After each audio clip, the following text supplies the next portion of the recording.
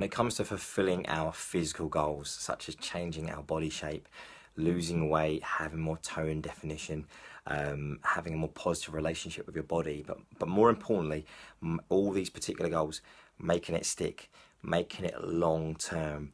The only route towards this long term is challenging your limiting beliefs.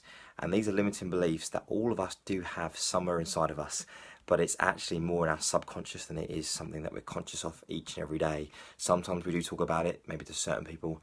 Sometimes we don't say anything to anybody. And these limiting beliefs are so important to recognize, because that's probably the number one thing that really holds people back, or keeps them in a place where they're either not taking action, or they're just taking action in small doses, or doing things that they really deep down know won't last long, and it will be a matter of time before they revert back to square one. So what kind of limiting beliefs do people generally have when trying to change their body shape, when trying to lose weight? Certain examples could be, what if I fail? What will people think of me? What will everyone think, if I try to go on, and change my body shape and try and do this training and do this program and I fail? I'll be so embarrassed because, from all the people that will think I'm a failure. Another limiting belief could be, I'm going to have to, eat really strict and deprive myself of all the foods I actually want to eat, and I'll end up just being really resentful of this particular diet, and just restrict myself, and I'm never going to do that.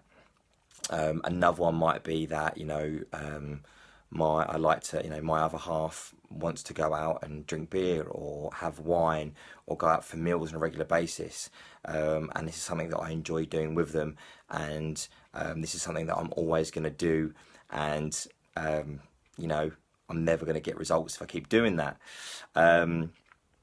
Another one could be that in order for me to get the results and change my body shape, I'm going to have to do countless hours of exercise every single day, and keep that going forever for me to actually see changes and get results. And a lot of this is really, these limiting beliefs that people have actually really isn't about, having to do lots of exercise. It really isn't about restricting the calories. It really isn't about depriving yourself, or everyone thinking that you're a failure if you can't do it. It really is kind of just people using those particular examples, and some of those and maybe more, as kind of just that protective layer over actually your own fear and worry and anxiety about yourself. And this often means actually it's not really a fear of failure that kind of holds people back, but generally it's more of a fear of actually, what if you do change your body shape? What if you do start to see results? What will people think of you then? What if you do start to actually have more of the body that you want? And then all of a sudden, you can't really hide behind those excuses anymore. So that kind of protective layer goes. It's often a fear of success, probably more than that, rather than more a fear of success than actually a fear of failure, which holds people back. So it's actually first and foremost realizing your trigger points, realizing what are your actual limiting beliefs, what is the actual things going on subconsciously in your mind that you think of that really holds you back, what are the kind of the negative conversations that you're having with yourself that now and again you may speak to others, but generally you kind of just keep it in there. And then it's then flipping it on its head. And then now you've kind of realizes, those limiting beliefs, how we're going to challenge those, and more importantly, how we're going to change those limiting beliefs. So it's really getting to you in that position as in, right, actually, let's start looking at the good things that could happen if I reach this goals. If I start to change my body shape, if I start to lose weight, if that is the goal, if I've got more of a positive relationship with my body, what are the positive outcomes? So it could be for you, right, example is, I'm going to have more energy for my kids, I'm going to have more energy for my family, for my job. It could be that actually I have a much more positive relationship with my body, and actually I'm finding myself that I'm more complimentary of myself rather than actually being internally negative every single day. it could be that actually I'm now feel more confident and less worried about my long-term health.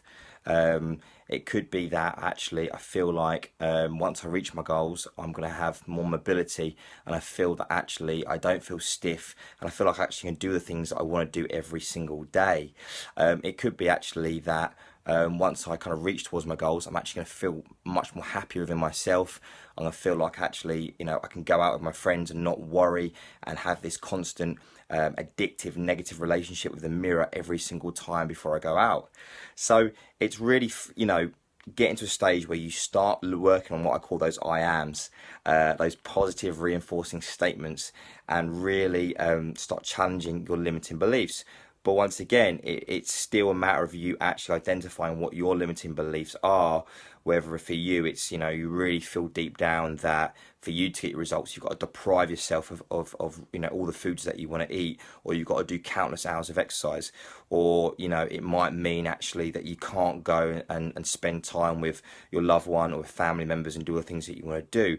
And you've really got to start identifying what your trigger points are, and then really start challenging them and changing them with those positive statements, those I ams, and really start looking at the positive outcomes that are there waiting for you when you do reach your goal. And obviously, as I've said in previous videos, make sure that actually you work on your happiness throughout that journey, and not just expect to be happier once you change your body or you reach your goal. So just remember, anything you're looking to do with changing your body shape long term and making it stick really does start and end with you identifying and challenging your limiting beliefs.